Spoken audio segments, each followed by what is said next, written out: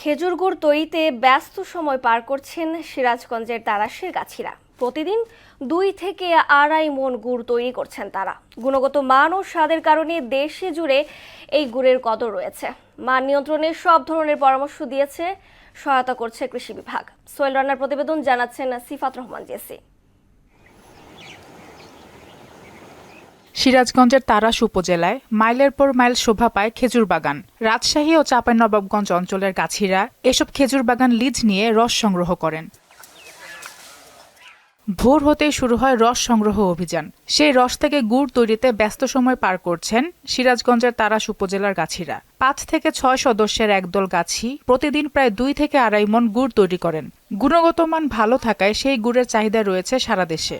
এই রসটা সংগ্রহ করে আমরা রাত 3টা থেকে শুরু করে বেলা 5টা পর্যন্ত।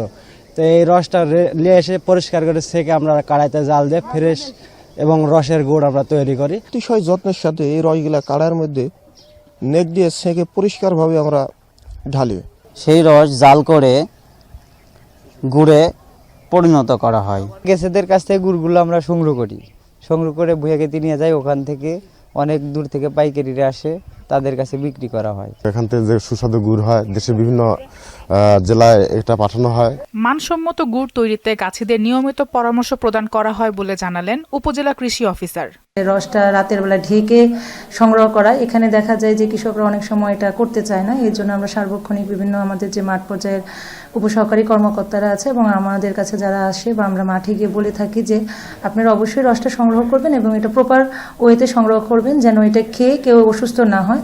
সিরাজগঞ্জের খেজুর গুড়ের প্রসিদ্ধি দেশ ছাড়িয়ে বাইরেও সমান জনপ্রিয় হওয়ার প্রত্যাশা সংশ্লিষ্টদের। সিফাত রহমান জেসি, মোহনা সংবাদ।